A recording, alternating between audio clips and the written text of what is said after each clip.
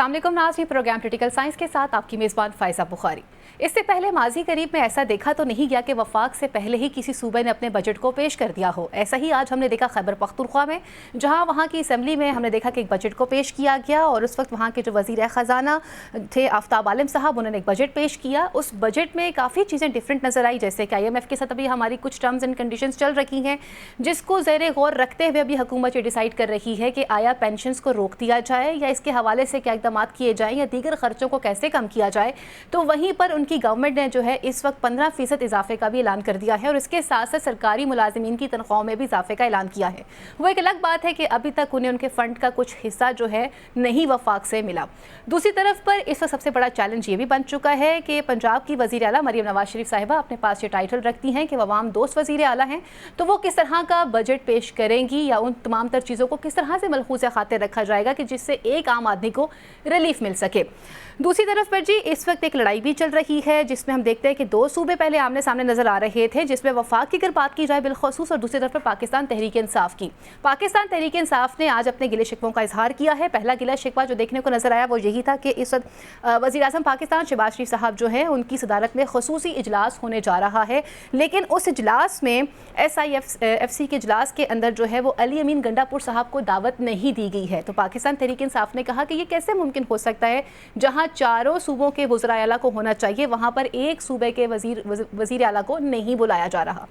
दूसरी तरफ पर आज उनके मेन सेक्रेटेरिएट ऑफिस को भी गिरा दिया गया है, जहाँ पे पाकिस्तान तहरीक इंसाफ ने कहा कि ये हमारे साथ जुल्म किया जा रहा है, जबकि गवर्नमेंट ने कहा कि ये तजावज़ात थी जिसे रिमूव किया गया है। अपने पैनल की तरफ बढ़ते हैं, पैनल से पूछते हैं कि वो इस बजट को किस तरह से देखते हैं और इसके साथ साथ पाकिस्तान तहरीक इंसाफ के साथ जिस तरह का रवैया चल रहा है और खैबर पख्तूनख्वा वर्सेस जो वफाक नज़र आ रहा है वो इसे किस तरह से देखते हैं। पैनल में हमारे साथ मौजूद हैं आज़म चौधरी साहब, मोहम्मद नुशाद अली साहब। अपने पैनल को खुशामदीद कहती हूँ। नुशाद साहब, अगर हम बात करते हैं अपनी हिस्ट्री की तरफ, माजी करीब की तरफ अगर जाके देखा जाए तो पहले वफाक अपना बजट सेट करता है, फिर वो उसको पेश करता है, फिर उसके बाद 1 बाय 1 तमाम सूबे जो हैं वो अपनी कार्रवाइयों को कंप्लीट करते हैं। आज जो बजट पेश किया गया है खैबर पख्तूनख्वा असम्बली में, आप उसे किस तरह से देखते हैं? क्योंकि वो तफसीलन बहुत बड़ा बजट है, अगर उसमें कंपैरिजन करके देखते हैं तो उसमें IMF के मुतरादिफ वो बजट जो है वो पेश किया गया उनकी शराइत के। तो क्या कहेंगे आप इस हवाले से? आपने बात कही है IMF की और पहले बजट की, इस पर ज़रा हम बाद में बात कर लेते हैं। क्यों? इसलिए कि पहले ज़रा बजट के बारे में बात कर लें, क्योंकि वो ज़्यादा अहम है। खबर तो बहरहाल वो है 1754 अरब का बजट उन्होंने दिया है, 1654 अरब का अखराजात का तखमीना लगाया है, 100 अरब का सरप्लस बजट है, जो तालीम के लिए तकरीबन 362 अरब, सेहत के लिए 232 अरब और सेहत कार्ड के लिए जो फ्लैगशिप शो है उनका PTI का, उसके लिए 34 अरब रखे गए हैं। जो जमशुदा अजला है उसके बारे में उन्होंने एक आर्गूमेंट किया है कि जी वो तकरीबन 262 अरब जो उसके बनते हैं, उसमें से सिर्फ 123 अरब दिए गए हैं, 139 बिलियन जो हैं वो बकाया जात हैं जो वो लेना चाहते हैं। और जो अमन अमान के लिए उन्होंने 140.62 अरब का बजट रखा है। ये मेजर फीचर है जो कोई भी सूबाई गवर्नमेंट जो है वो इन 3-4 मेजर एरियाज़ में काम करती है, जिसके लिए उन्होंने किया है। टैक्स ज़्यादातर जो है वो उन्होंने कम कर दिए हैं, कुछ हाफ भी कर दिए हैं, और तंबाकू पे वो टैक्स लगाना चाहते हैं। अच्छा, अब ये तंबाकू वाला जो मामला है ये भी बड़ा दिलचस्प है, क्योंकि 80% तंबाकू जो है वो खैबर पख्तूनख्वा में पैदा होता है। ये ख़ुद उनके मिनिस्टर ने आज असम्बली फ्लोर पे ये बात बताई है। और जो टोबैको के मालकान हैं वो असम्बलियों में मौजूद हैं, कौमी असम्बली में भी और सूबाई असम्बलियों में भी। अब ये इंटरनल पॉलिटिक्स का मसला है जिसकी वजह से ये तंबाकू पे टैक्स का, क्योंकि जब तंबाकू का टैक्स कौमी असम्बली में बढ़ाने की बात हुई थी तो पाकिस्तान तहरीक इंसाफ ने इसकी मुखालफत की थी और ये एक बड़ी स्ट्रॉन्ग लॉबी कंसिडर की जाती है। बहरहाल ये उनका आपस का मामला है, वो निबेड़ भी लेंगे, आपस में निबट भी लेंगे, मामला को ठीक करेंगे। अब आ जाते हैं असल मसले की तरफ। IMF जो है उस पर मैं बात करूँगा। ये जो विफाक से पहले बजट देने का जो मामला, देखिए बजट्स जो होते हैं ना यूजुअली वो मार्च तक तकरीबन जितने भी जो आपका बजट सेक्शन होता है वो तकरीबन तैयार कर लेता है, एस्टिमेट बना लेता है, क्योंकि उनके सामने जो फिगर्स होते हैं 9 माह के फिगर्स की बुनियाद पे वो कुछ एस्टिमेट्स कर लेते हैं। लेकिन होता ये है कि जो विफाक पहले बजट क्यों देता है और सूबे बाद में क्यों देते हैं, वो इसलिए कि विफाक ने NFC अनाउंस करना होता है और उस NFC की बुनियाद पर सूबों को पैसे मिलने होते हैं, जिन पे ये जो ख़ास तौर पर KPK जो है वो आपका 80-90% जो है वो दारोमदार उसका होता है जो NFC से उनको पैसे दिए जा रहे हैं विफाक की तरफ से। بلوچستان کا اس سے بھی زیادہ انحصار ہے, سندھ کا بھی بہت زیادہ انحصار ہے, اور پنجاب کا بھی کافی حد تک انحصار ہے. ان کی اپنی جو ٹیکس محاصل ہیں جو صوبائی سطح پر ہیں وہ تمام صوبوں کے اس طرح کے نہیں ہیں. ہمارے ہاں جو نظام ہے وہ سارا ٹیکس جو کلیکٹ ہوتا ہے وہ وفاق کی سطح پہ زیادہ ٹیکس اکٹھا, باقی ڈیوٹیاں شوٹیاں کچھ صوبائی اور کچھ صوبائی ٹیکسز ہیں, پراپرٹی ٹائپ یہ اس طرح کے ٹیکسز ہیں, لیکن وہ کوئی اتنے معنی نہیں رکھتے, نہ اس سے کوئی اتنی انکم ہوتی ہے کہ پورا صوبہ ان کے بنیاد پہ چلایا جا سکے. اب یہ جو معاملہ ہے اصل میں ہونا یہ تھا کہ پاکستان نے, ریاست پاکستان نے IMF کے ساتھ ایک معاہدہ کرنا ہے. حکومت, یہ ریاست اور حکومت کو میں علیحدہ ڈیفرینشیٹ کر رہا ہوں. حکومتیں جو ہوتی ہیں جب وہ معاہدے کیا کرتی ہیں تو جو ریاست نے اس کو انشور کرنا ہوتا ہے. وفاق جو IMF سے معاہدہ کرے گا اس کی بنیاد پر پالیسی ڈیوائز کرنی پڑے گی تمام صوبوں کو, جس سے ایکچولی KPK نے آج جو ہے نا وہ بغاوت کا اعلان کیا ہے. یہ بجٹ پہلے دے کے مقصد کیا تھا؟ مقصد یہ تھا کہ وہ جو سمجھتے ہیں کہ ان کے صوبے میں جو بجٹ ہونا چاہیے, جو عوام کو ریلیف ملنا چاہیے, اسی لیے ٹیکسز کی مد میں انہوں نے بعض ٹیکسز انہوں نے ہاف آف کر دیے ہیں. تو یہ جو ٹیکس کی مد میں جیسا سیلز ٹیکس بھی کم کر دیا گیا ہے, ٹھیک ہے. اب اس کا مقصد صرف یہ ہے کہ یہ بیسیکلی ایک علم بغاوت بلند کیا گیا ہے وفاق کے خلاف KPK کی طرف سے. کیوں؟ کیونکہ جب ان کے پاس وہ 100% ایکوریٹ فگر نہیں ہیں جو آپ کے پاس آئندہ کچھ وقت میں آنے کے بعد فائنل ہوں گے. ایک بات. دوسری بات, جو IMF کی شرائط ہیں, جس طرح آپ نے ابھی خود پینشن کا جو حوالہ دیا ہے, اس طرح کی بہت ساری ایسی شرائط ہوں گی جو صوبوں تک ٹرانسلیٹ ہونی ہے. تو یہ بات پھر سامنے آ گئی ہے کہ وہ IMF کی شرائط ماننے کو تیار نہیں ہیں, نہ ان کو وہ لاگو کرنا چاہتے ہیں, نہ وہ لاگو کریں گے. اس پرسپیکٹو کے اندر اگرچہ آئینی کمپلشن نہیں ہے, ایسا نہیں کہ آئین میں کوئی اس طرح کی بات ہے, لیکن چونکہ یہ ایکچولی پریکٹیکلی یہ ممکن نہیں ہے کہ صوبہ پہلے اناؤنس کرے, کیونکہ جب تک وفاق کو خود نہیں پتا اس وقت, ابھی تو وفاق کو یہ نہیں پتا کہ اس نے کیا بجٹ بنانا ہے. انہوں نے جو بھی ایسٹیمیٹڈ بجٹ بنایا ہوگا وہ اس کے سامنے رکھیں گے, وفاق کے سامنے. اور ایک اور بات بتا دوں, یہ پاکستان کی تاریخ میں پہلی دفعہ ہوگا کہ IMF کی شرائط پاکستان پہلے پوری کر کے دکھائے گا اس بجٹ میں, پھر پروگرام ملے گا. تو ان حالات کے اندر اس طرح کا معاملہ جو ہے وہ الٹیمیٹلی سیدھی آپ سے سمجھ لیں یہ مالیاتی تصادم بھی ہے, اور ادروائز یہ آئینی پرابلمز بھی اس سے جنریٹ ہوں گی, اور پلس یہ ہے کہ یہ آمنے سامنے آنے والی بات ہوگی. یہ اتنی آسانی سے یہ معاملہ جو ہے وہ کنٹرول میں نہیں آئے گا. اعظم صاحب, سب سے پہلے تو آپ یہ بتائیں آپ اس بجٹ کو کس طرح سے دیکھتے ہیں, اینڈ سیکنڈلی جس طرح سے ابھی نوشاد صاحب کہہ رہے ہیں کہ ابھی ہم نے IMF کے ساتھ ایک پروگرام کو ڈیل کرنا ہے, ابھی اس کی شرائط بھی آنی تھی, اس سے پہلے آپ نے بجٹ پیش کر دیا اور پھر وفاق اور صوبے کا سامنے آنا, آپ ان دونوں چیزوں کو کس طرح سے دیکھتے ہیں؟ بسم اللہ الرحمن الرحیم. شکریہ فائزہ. دیکھیں یہ تو جب وفاقی بجٹ آئے گا اس کے بعد پتہ چلے گا کہ IMF کی شرائط جو ہیں اس کے اوپر کیا تصادم آ رہا ہے دونوں صوبے کا اور وفاق کا. لیکن اوورآل اگر ہم بجٹ کو دیکھیں تو یہ بڑا فرینڈلی بجٹ دیا ہے KP نے, کیونکہ جس طرح ابھی نشاط صاحب نے ذکر کیا, انہوں نے ٹیکس ریشو کم کی ہے, انہوں نے عوام کو میکسیمم ریلیف دینے کی کوشش کی. دوسرا, انہوں نے ایجوکیشن اور ہیلتھ کے اوپر انہوں نے زیادہ فوکس کیا. انہوں نے ہیلتھ کارڈ کے اجراء کے اوپر انہوں نے دوبارہ جو ہے نا اس پہ بجٹ اچھا خاصا ایلوکیٹ کیا. دوسرا, تعلیم جو ایک بنیادی ضرورت ہے اس کو انہوں نے ترجیح دی. اس کے ساتھ ساتھ دیکھیں پراپرٹی کا جو بزنس ہے وہ اس وقت پورے ملک میں بہت زیادہ ڈپریس ہے, اور انہوں نے پراپرٹی کے اوپر جو ٹیکس ریشو ہے وہ آدھی کر کے ان کو تھوڑا سا انکریج کیا ہے کہ لوگ آئیں انویسٹمنٹ کریں. کیونکہ جب آپ ڈیولپمنٹ کے اس میں کام میں جاتے ہیں, پرائیویٹ سیکٹر جاتا ہے, تو آپ کی بے تحاشا انڈسٹریز ہیں جن کا پہیہ چلتا ہے, جو پراپرٹی کے بزنس سے ریلیٹڈ ہے, جس میں سیمنٹ ہے, سریہ ہے, اینٹیں ہیں, تمام اس بلڈنگ مٹیریل کا جتنا بھی سامان ہے وہ ساری انڈسٹری متحرک ہو جاتی ہے. اور جو آ جاتی ہے بات کہ انہوں نے پہلے کیوں دیا ہے. اب دیکھیں آئین کے اندر تو ایسی کوئی قدغن نہیں ہے, نہ ہی کوئی آئینی ایسی رکاوٹ تھی ان کے سامنے.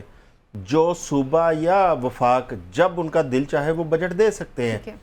دوسری بات یہ ہے کہ اگر انہوں نے یہ بجٹ پہلے دے دیا ہے تو انہوں نے کچھ پیرامیٹرز بھی سیٹ کر دیے ہیں. مثلا میں پنجاب کے ساتھ اگر کمپیئر کروں, پنجاب کی صورتحال یہ ہے کہ یہاں پہ ہیلتھ کارڈ بند کر دیا گیا تھا, اب کنڈیشنل کچھ ہیلتھ کی سہولتیں دی جا رہی ہیں.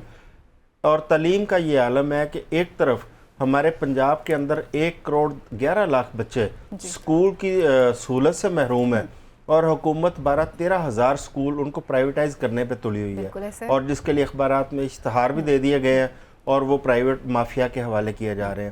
جبکہ دوسری جانب انہوں نے حکومت کے سطح پر انہوں نے کے پی کے اندر تعلیم کے اوپر جو بجٹ ایلوکیٹ کیا ہے، اس سے ان کے سکول بھی اپ گریڈ ہوں گے اور بچے بھی جو سکولوں میں نہیں جا پا رہے وہ سکولوں میں جائیں اور گے۔ پھر لڑائی بھی اس وقت چل رہی ہے علی مین گنڈا پور صاحب کی، شہباز شریف صاحب ان کو بلا نہیں رہے۔ اب آ جاتے ہیں ایس آئی ایف سی کی میٹنگ میں۔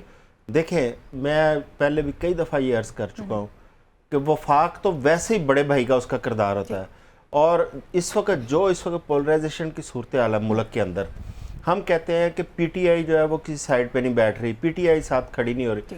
بھئی وفاق آگے قدم تو بڑھائے نا، یہ بات ہم کئی دفعہ ڈسکس کر چکے ہیں کہ وفاق قدم بڑھائے، اس کے بعد پی ٹی آئی نہیں آتی، کے پی کے نے بڑھا دیا، پھر ہم بیٹھ کے اس پہ بات کرتے ہیں، ٹھیک ہے۔ اگر تو وفاق ان کو بلاتا ایس آئی ایف سی میں، وہ نہ آتے تو یہ بات ان کے خلاف جانی تھی، اور وفاق کے پاس یا مسلم لیگ نون یا حکومت کے پاس ایک بہترین ان کے پاس بیانیہ ہونا تھا، دیکھیں جی ہم نے انوائٹ کیا ہے اور یہ ایک قومی ایشو تھا ایس آئی ایف سی، سرمایہ کاری کا ایشو تھا، وہ نہیں آئے، لیکن اب آپ نے بلایا ہی نہیں ہے۔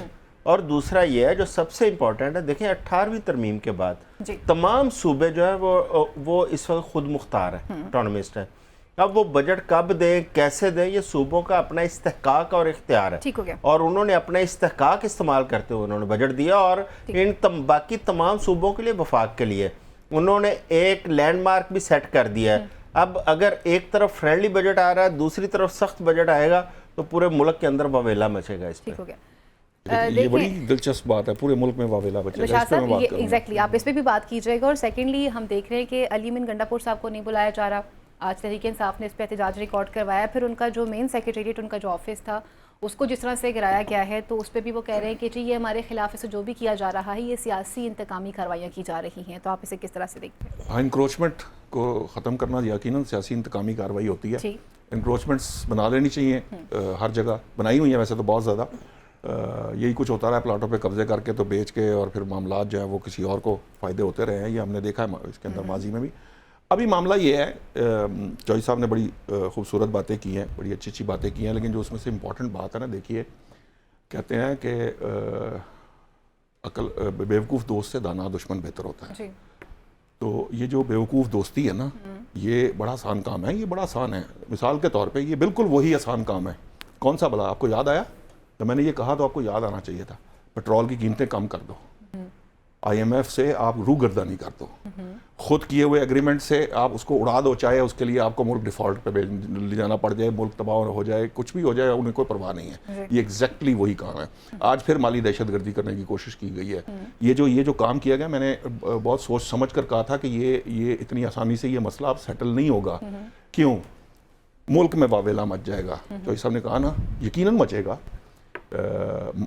کیونکہ بدقسمتی ہے، خوش قسمتی ہے، یہ تو کے پی کے والے بیچارے ہمارے دوست جو ہیں جنہوں نے ووٹ دیا ہے وہ بہتر جانتے ہیں کہ انہوں نے کس جماعت کو ووٹ دے کے ایک صوبے کی جو ہے حکمرانی دی ہے۔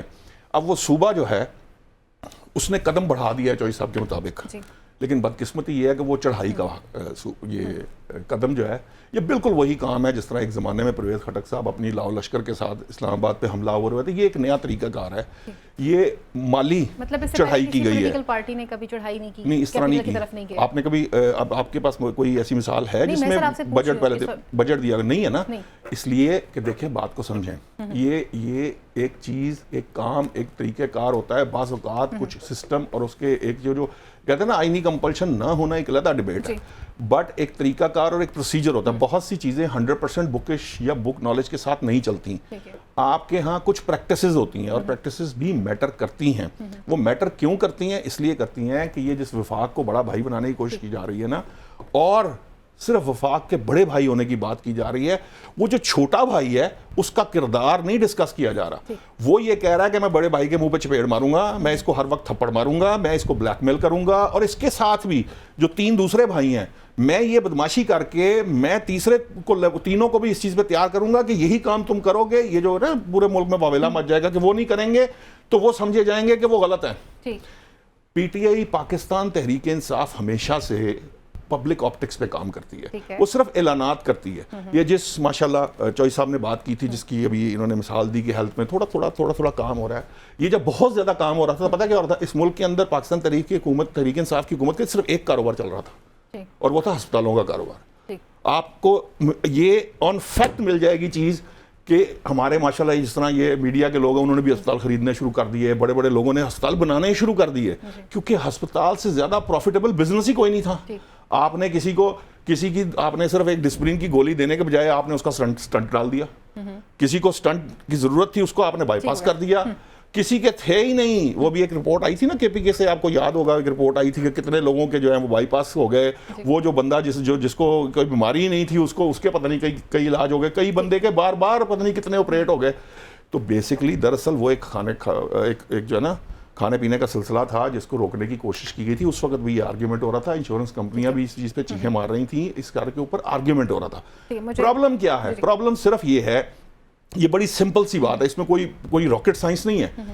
یہ بات سمجھ لینی چاہیے کہ ایک چیز طے ہی نہیں ہوئی.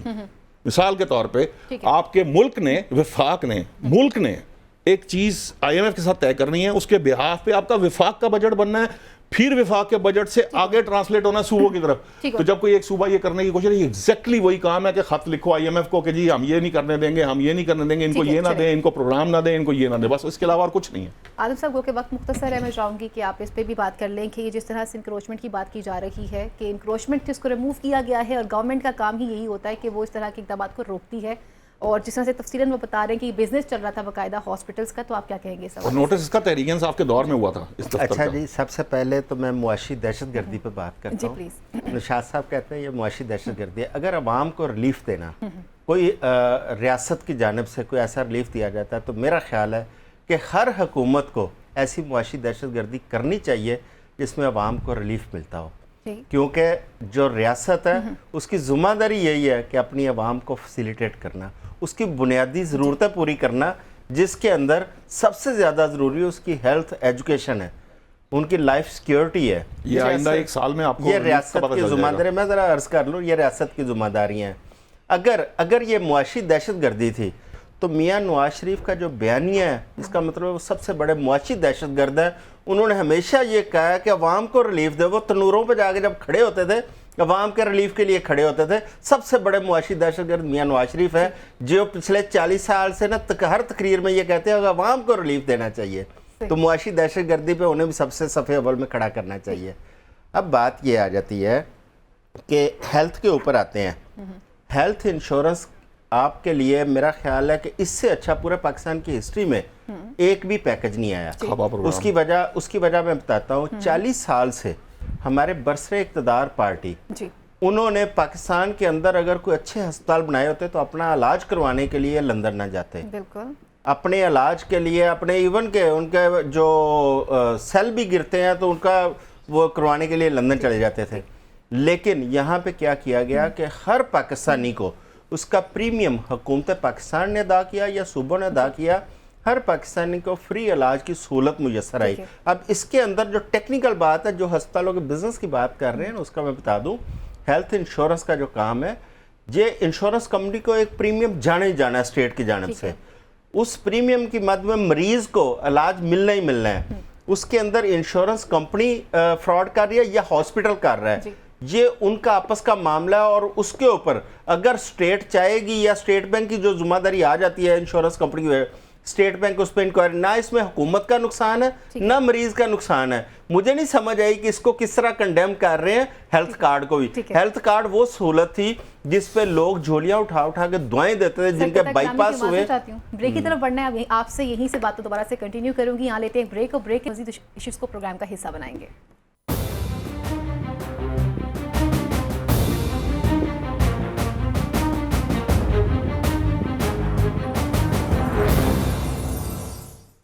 جی ویلکم بیک ناظرین. اب کچھ بات کرتے ہیں اسرائیل کے حوالے سے, جہاں ہم نے دیکھا کہ اس وقت ایک کیس چل رہا تھا عالمی عدالت میں, اور اس کے نتیجے میں جو فیصلہ سامنے آیا ہے جس میں یہ کہا گیا ہے کہ فوری طور پہ غزہ کی پٹی کو جو ہے اسے اس میں انخلا کیا جائے, وہاں سے تمام تر اسرائیلی فوجیں جو ہیں وہ چلی جائیں واپس, اور رفح کو جو ہے وہ کھولا جائے. لیکن اس فیصلے کو ماننے سے اسرائیل نے انکار کر دیا ہے۔ ان کے وزیر خزانہ کا یہ موقف ہے کہ یہ کیسے ممکن ہو سکتا ہے کہ ہم ان کی بات کو مان لیں، بلکہ ان کا یہ کہنا ہے کہ اس فیصلے کو ماننے کا مطلب یہ ہے کہ اسرائیل کا اس صفحہ ہستی سے ختم ہو جانا۔ اور مزید ان کا یہ بھی کہنا تھا کہ اس وقت جو تمام تر لوگ مل کر اس پر کام کر رہے ہیں، غزہ کے حوالے سے، فلسطین کے حوالے سے آواز اٹھا رہے ہیں، تو ان کو یہ بتانا چاہیں کہ جو لوگ بھی حماس کا ساتھ دیں گے یا فلسطین کا ساتھ دیں گے تو وہ بہت جلدی ہمارے سامنے بے نقاب ہوتے چلے جا رہے ہیں۔ دوسری طرف ہم نے یہ بھی دیکھا کہ تمام تر صورتحال کے باوجود افریقہ کی جانب سے جس طرح سے اس کیس کو ہائی لائٹ کیا گیا تھا، وہاں پر یہ فیصلہ آ چکا ہوا ہے اور اسرائیل کا موقف بھی سامنے ہے۔ اپنے پینل کی طرف بڑھیں گے، ان سے پوچھیں گے کہ اگر اس فیصلے کو اسرائیل تسلیم نہیں کرتا ہے تو عالمی عدالت جو ہے وہ نیتن یاہو کے خلاف کیا کارروائی کر سکتی ہے۔ اعظم صاحب، ہم اسرائیل پہ بھی بات کریں گے، لیکن اس سے پہلے میں چاہوں گی کہ بریک سے جانے سے پہلے ہم جو بات کر رہے تھے آپ اسے کنکلوڈ کر دیجئے کہ اس وقت وفاق اور پاکستان تحریک انصاف دونوں ہی آمنے سامنے نظر آ رہے ہیں، اور بالخصوص جس طرح سے اسلام آباد میں پاکستان تحریک انصاف کے آفس کو ڈیمولش کیا گیا ہے، آپ اسے کس طرح سے دیکھتے ہیں؟ آپ دیکھیں، ایک جانب مذاکرات کی باتیں چل رہی تھیں کہ دونوں طرف سے گفتگو ہو رہی تھی کہ مذاکرات میں جائیں تاکہ ایک پیج پر اکٹھے ہوں، آگے چلیں۔ ہوتا کیا ہے کہ درمیان میں فؤاد حسن پہ ایک حملہ ہوتا ہے جو کہ ابھی تک مسٹری اس کی حل نہیں ہوئی۔ رؤف حسن، رؤف حسن، ان کے بھائی رؤف جی حسن۔ بالکل۔ اب وہ مسٹری ابھی تک حل نہیں ہوئی۔ اب اسلام آباد جو شہر ہے وہ پورا آپ کا سیف سٹی کا وہ ایک سرویلنس کیمروں کے ذریعے اس کو کیا جاتا ہے۔ وہاں پہ آپ کو یاد ہوگا ایک افغانی لڑکی والا ایشو آیا تھا، جی بالکل، اور لمحوں کے اندر اس لڑکی کی پوری موومنٹ، ٹیکسی، یہ وہ ہر چیز وہ سامنے آ گئی تھی۔ اب یہ رؤف حسن صاحب پہ حملہ ہوتا ہے، اس کا جو ملزمان ہیں جو خواجہ سرا ہیں ابھی تک وہ نہیں پکڑے گئے۔ اب یہ حکومت کی ذمہ داری تھی کہ فوری طور پر ان کو پروب کرتی ہے، اپنا سیف سٹی کا نیٹ ورک استعمال کرتی۔ اگر ان کا سیف سٹی کا نیٹ ورک نہیں ٹھیک چل رہا، کیمرے ان کے خراب ہیں، تو یہ کس کا قصور ہے؟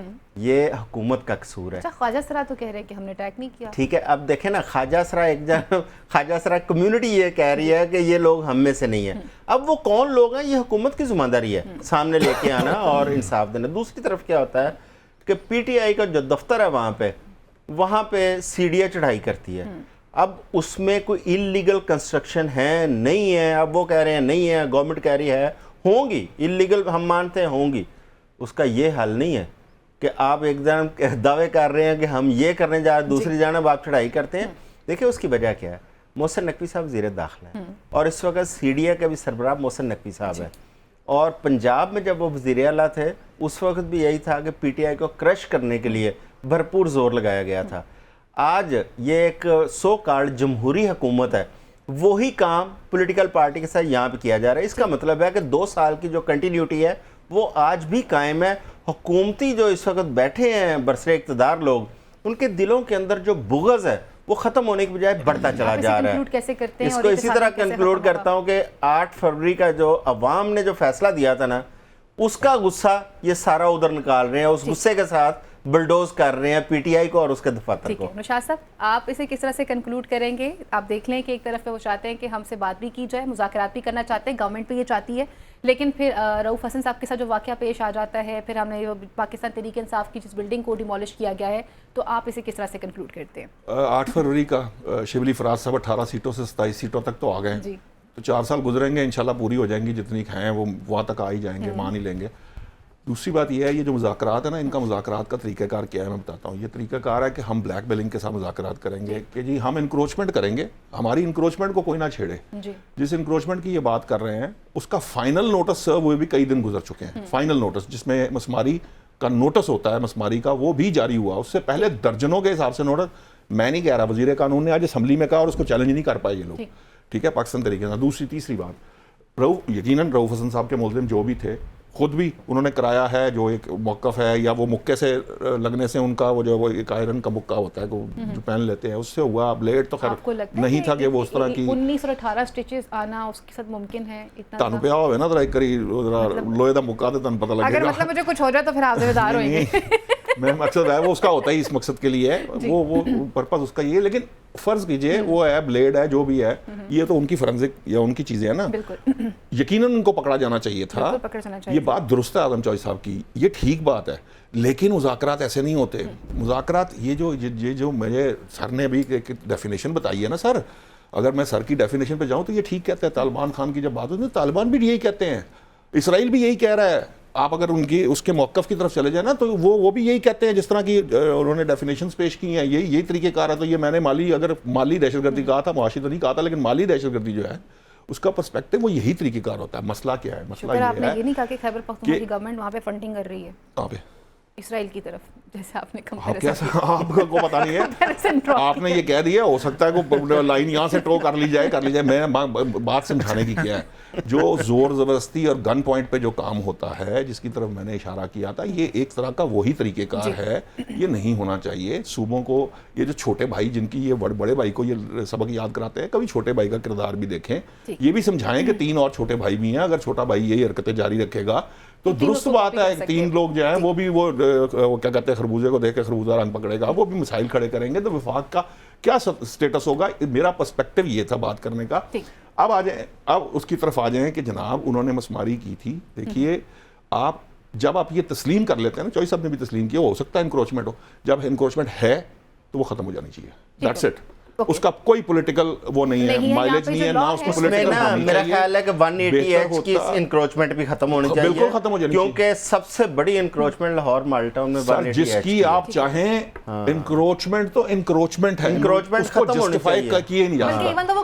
آپ دیکھیے کہ بالکل ان طاقتور حلقوں کی بھی سپریم کورٹ نے انکروچمنٹ ختم کرائی جن کے بارے میں خیال تھا کہ ان کی انکروچمنٹ ختم نہیں کی جا سکتی. سو اس لیے سڑک بلاک کرنا, میں ذاتی طور پر 180H چھوڑ کے 180H چھوڑ کے کسی شخص کی بھی کوئی انکروچمنٹ کہیں پر بھی کو کر رہا ہے اس کو نہیں کرنا چاہیے. آپ لوگوں کا موقف آ چکا ہے, اگلے ٹاپک کی طرف بڑھتے ہیں. اسرائیل کے حوالے سے بات کرتے ہیں. اعظم صاحب, اس وقت عالمی عدالت کا جو فیصلہ ہے وہ سب کے سامنے آ چکا ہوا ہے, لیکن اسرائیل نے ماننے سے انکار کر دیا. جیسے میں نے آپ کو باقی ڈیٹیل آپ کے پاس ہی موجود ہے. یہ انخلا اگر نہیں ہوگا اور اس وقت وہاں پر جتنی بربریت جاری ہے, آپ اسے کس طرح سے دیکھتے ہیں, اور عالمی عدالت پہ کیا ایکشن لے سکتی ہے نتن یاہو کے خلاف؟ میں اگر اجازت دیں تو صرف ایک جملہ کہہ کے میں اس کی طرف آ جاؤں گا. نشاط صاحب نے بھی فرمایا کہ یہ نا طاقت کے زور پہ مذاکرات کرنا چاہ رہے ہیں. اگر انہوں نے طاقتور سمجھتے پے ہو نا تو پھر لڑائی چھوڑو, پھر تسی صلح ہی کر لو اگر وہ تہاڈے تو طاقتور ہے. چلے چھوڑے, میں تو کسی طاقت کی بات نہیں کر رہا, میں تو صرف آپ کے زوم کی بات کر رہا ہوں, جو خرابی پیدا ہوئی ہے اس کی بات کر رہا ہوں. دیکھیں اسرائیل کا جو ظلم و ستم ہے وہ اب تو ڈکی چکی کی چیز نہیں ہے. بالکل دیکھیں 35-36 ہزار فلسطینی وہاں پہ شہادت اس وقت وہ نوش کر چکے ہیں, جس میں بچوں کی بہت بڑی تعداد ہے, آدھے تقریباً بچے ہیں. انفراسٹرکچر ہے وہ انہوں نے تباہ کر دیا ہے بالکل, نہ اسکول ہے, نہ ہاسپٹل ہے, نہ کھانے پینے کی اشیاء ہے, نہ ان کو امداد پہنچنے دی جا رہی ہے. اس کے بعد آ جاتے ہیں رفح کا جو علاقہ ہے, وہاں سے 10,000 سے زیادہ لوگ نقل مکانی کر چکے ہیں, اور جو باقی رہ گئے ہیں ان کے لیے کھنڈرات ہیں, ان کے لیے رہنے کی جگہ نہیں ہے. میں تو سلیوٹ کرتا ہوں جنوبی افریقہ کو, جو عالمی عدالت انصاف میں گئے, جنہوں نے مسلمانوں کا مقدمہ وہاں پہ لڑا, اور نہ صرف لڑا, آج الحمدللہ انہوں نے مقدمہ جیتا ہے. یہ ذمہ داری ہماری تھی, یہ مسلم جو امہ ہے یہ اس کی ذمہ داری تھی, لیکن ہمارا مقدمہ کون لڑ رہا ہے؟ جنوبی افریقہ. انہوں نے وہاں پہ آج مقدمہ جو جیتا, میں سمجھتا ہوں کہ اس میں ایک بہت بڑی عملی طور پر وہ امپلیمنٹ ہوتا یا نہیں ہوتا, لیکن ایک قانونی اور اخلاقی بہت بڑی فتح ہے یہ فلسطین کے لوگوں کی, رفح کی, کہ عالمی عدالت انصاف نے تسلیم کیا ہے کہ وہاں پہ جو ظلم و ستم ہو رہا تھا, جو نسل کشی ہو رہی تھی فلسطینیوں کی, وہ بالکل ٹھیک ہے. وہ الزام نسل کشی وہاں پہ ثابت ہوئی ہے اور نقل مکانی لوگوں کی ثابت ہوئی ہے. اب اس پہ آ جاتا ہے دارومدار اس پہ امپلیمنٹیشن کا, اس پہ ایگزیکیوٹ کیسے کرنا ہے.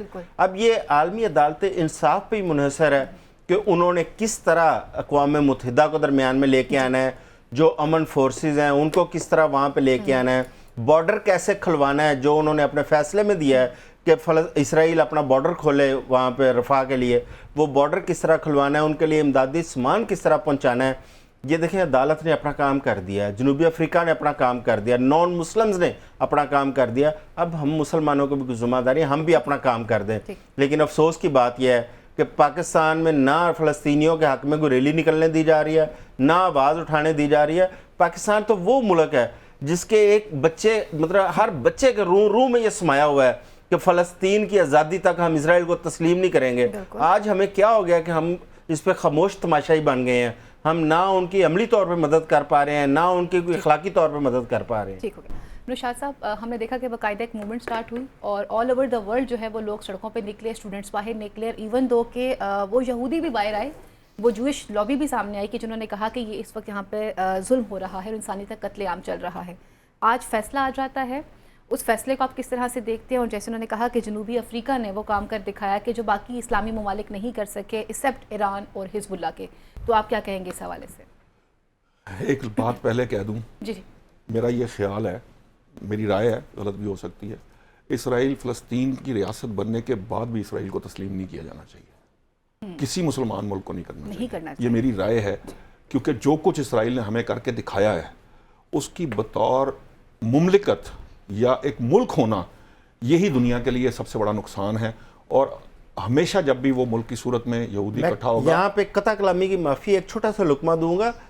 آپ نے دیکھا یورپین 2 ملکوں نے فلسطین کو آزاد ریاست تسلیم کر لیا. ہاں، تین ممالک نے کیا. آئرلینڈ نے کیا ہے، اسپین نے کیا ہے، اور ایک مالٹا، اور ایک اور ملک ابھی کرنے جا رہے ہیں تسلیم، ناروے نے.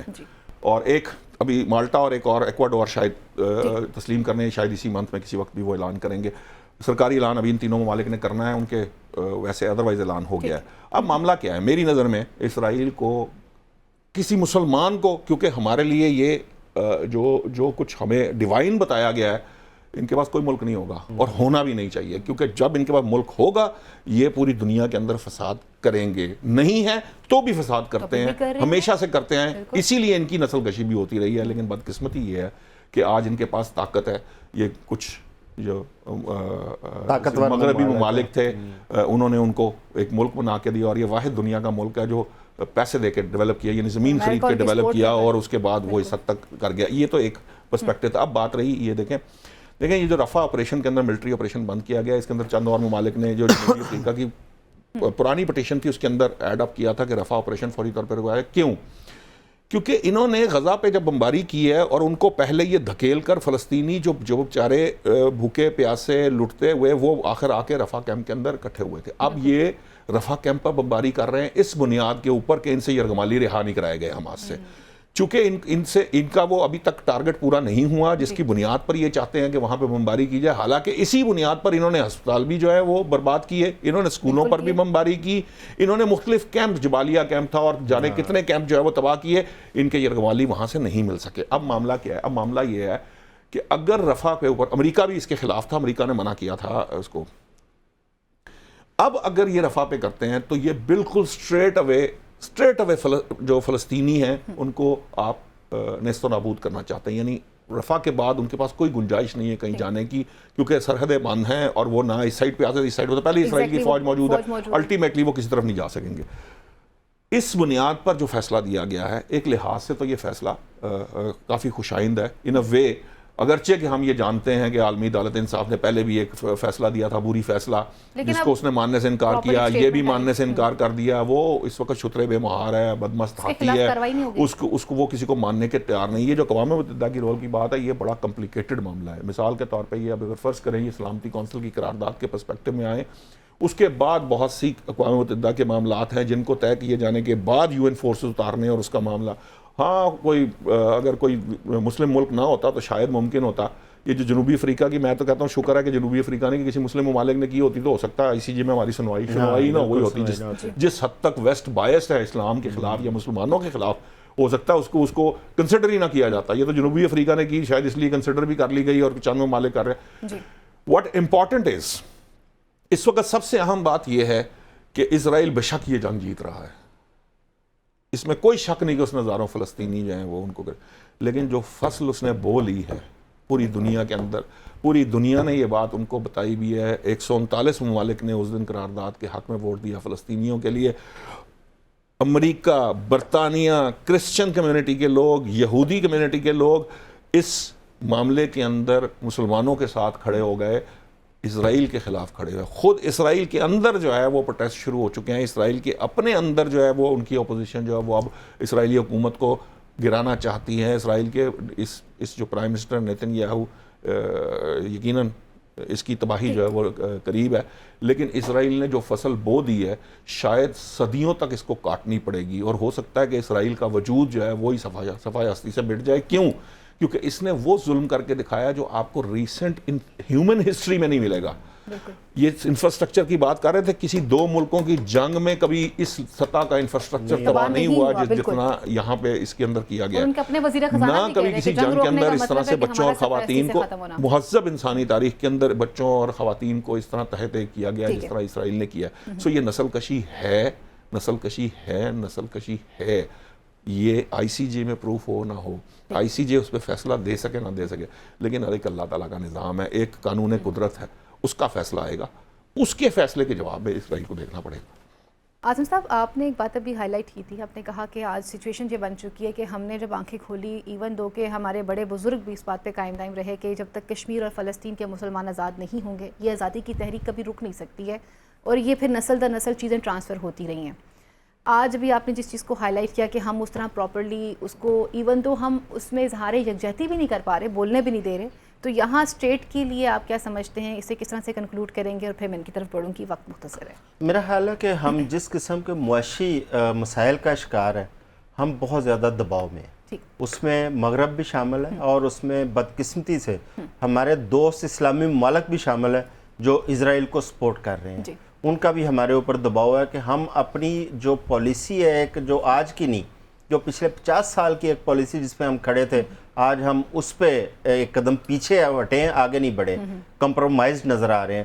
جبکہ میں سمجھتا ہوں کہ یہ دونوں ایشو، چاہے وہ کشمیر کا ہو چاہے فلسطین کا ہو، یہ ہمارے اس طرح کے یہ ترجیحی ایشو ہیں جس طرح پاکستان کے اپنے ذاتی ایشوز ہوتے ہیں۔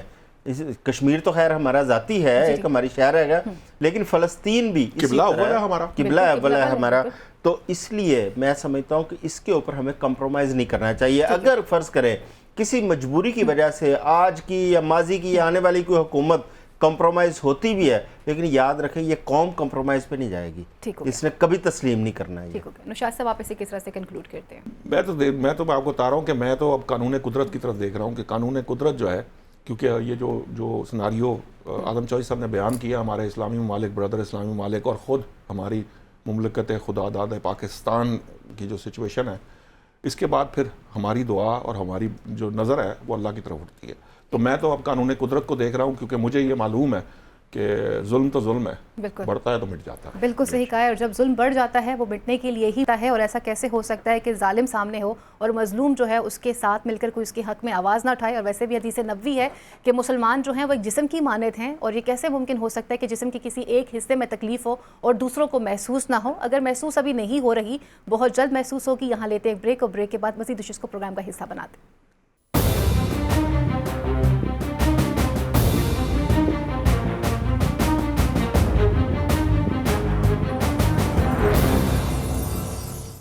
جی ویلکم بیک ناظرین، اب بات کرتے ہیں کچھ پیمرا کے حوالے سے۔ اعظم صاحب، بول کے لب آزاد ہے تیرے، یہ سٹیٹمنٹ شاید کتابوں کی حد تک محدود ہو کے رہ چکی ہوئی ہے۔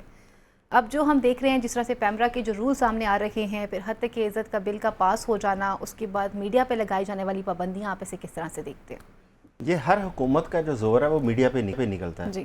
اپنی پرفارمنس ٹھیک نہیں کرنی، اپنی گورننس ٹھیک نہیں کرنی، جب میڈیا تنقید کرے گا پابندیاں لگانا شروع کر دیتے ہیں۔ کبھی پیکا آرڈیننس ہمارے اوپر آ جاتا ہے، کبھی ڈیفیمیشن آ جاتا ہے، کبھی ہمارے اوپر اور کرمنل لاز جو ہیں وہ اپلائی کر دیے جاتے ہیں۔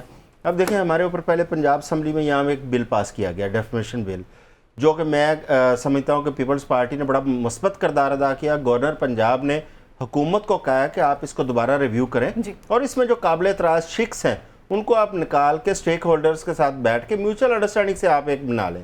دوسری بات یہ ہے کہ ایک پیمرا کی جانب سے ہمیں ایک نوٹس موصول ہوتا ہے کہ آپ عدالتی معاملات کی کوریج نہیں کریں گے، کوریج صرف اس چیز کی کریں گے جہاں پہ عدالت کی جانب سے کسی کیس کی لائیو سٹریمنگ چل رہی ہو، اس کو آپ چلا سکتے ہیں، یا ایک فیصلہ تحریری شکل میں آپ کے پاس جب آ جاتا ہے کیس کا، اس کی آپ خبر دے سکتے ہیں۔ درمیان میں سماعت کی آپ کوئی خبر نہیں دے سکتے۔ اب مجھے نہیں سمجھ آتی کہ اس قسم کی پابندیاں لگانے کا کیا مقصد ہے۔ ہاں، ہمارے اوپر کچھ chief justice supreme court, chief justice high court ہمیں آرڈر کریں کسی کیس کے حوالے، یہ چلتا رہتا ہے، ہمیں آرڈر کرتے ہیں، ہم اس کو اوبے کرتے ہیں، وہ کیس ٹو کیس ویری کرتا ہے، لیکن اس طرح نہیں ہوتا کہ اوور آل آپ عدالتی کارروائی بندی لگا دیں۔ اب اس کو چیلنج کیا ہے ہائی کورٹ کے اندر، لاہور ہائی کورٹ میں بھی اور اسلام آباد ہائی کورٹ میں بھی۔ آج اسلام آباد ہائی کورٹ میں اس میں روکا گیا پیمرا کو کہ آپ کسی ٹی وی کے خلاف یا کوئی اس طرح کارروائی نہیں کریں گے، بلکہ 28 تاریخ کو پیمرا کو اور انفارمیشن ڈپارٹمنٹ کو وہاں پہ بلایا گیا ہے۔ ٹھیک ہو گیا۔ نوشاد صاحب، آپ اسے کس طرح سے دیکھتے ہیں؟ اور جیسے انہوں نے کہا کہ پیپلز پارٹی کا جب ٹینیور تھا وہ بڑے تنقید کو برداشت بھی کرتے تھے، اور اب اس لا کو کس طرح سے دیکھتے ہیں آپ؟ پہلی بات تو یہ ایک منتھ میں 2 کاج تھے۔ ایک کاج تو یہ تھا کہ وہ ریمارکس ذرا تھوڑے سے مخالف آ رہے تھے، تو بعض پلانرز اپنے آپ کو بہت سمجھدار سمجھتے ہیں، انہوں نے بیسکلی یہ جو پیمرا کا نوٹس تھا یہ آئی واش تھا، ٹھیک ہے، یہ آپ کی توجہ ہٹانے کی کوشش کی گئی۔ اور دلچسپ بات یہ ہے کہ توجہ ہٹانے کی کوشش کی گئی تھی حد تک عزت کے قانون سے کہ میڈیا پہ ڈیبیٹ نہ ہو۔ اب چونکہ میڈیا کانشیس تھا، اس لیے فوراً ہمیں سمجھ آ گئی تھی کہ یہ پیمرا کا نوٹس کا مقصد کیا ہے۔ یہ جو مقصد تھا یہ تھا کہ ایک پنتھ میں 2 کاج ادھر وہ ریمارکس رک جائیں، اور دوسرا میڈیا کو اپنی ڈال دی جائے کہ یہ جناب ہمارے اس کے خلاف کام کر رہے ہیں۔ اب وہ جو حد تک عزت کا قانون ہے وہاں بھی انہوں نے سر سیاست ہی کی ہے۔ نون لیگ بھی یہ اندر کھاتے چاہتی تھی کہ بس ایک معاملات کسی طرف سے ہیں تو بس جلدی والا جو معاملہ چل رہا تھا یہی تھا کہ یہ ہو جائے، پھر وہاں سے رکوا کے پھر واپس آ جائے گا، پھر بس چل پڑے گا معاملہ۔ یہ اس کا مقصد یہ تھا اور ایسے ہی ہونا۔ یہ ٹھیک ہو گیا۔ اور جب بات کی جا رہی ہے اس حوالے سے، تو آپ سمجھتے ہیں کہ ابھی یہ آئی واش کیا گیا ہے ہمارے لیے؟ یہ پیمرا کا نوٹس کی بات کر رہا ہوں میں، وہ آئی واش تھا حد تک عزت قانون کے اوپر، اور حد تک عزت کا قانون جو ہے وہ اب گورنر صاحب نے روک دیا، اور اب وہ واپس آئے گا ریویو کے لیے، وہاں پر وہ آئے گا۔ وہ بہت خطرناک قانون ہے، میں نے بتایا تھا کہ کوئی شخص کام نہیں کر سکے گا اس ملک کے اندر، میڈیا تو بہت دور کی بات۔ بہت شکریہ میرے معزز پینل کا، بہت شکریہ۔ پروگرام کا وقت یہیں پر ختم ہوتا ہے۔ اگلے پروگرام تک کے لیے اپنی میزبان فائزہ بخاری کو، میرے معزز پینل کو اجازت دیجیے۔ اللہ نگہبان، پاکستان زندہ باد۔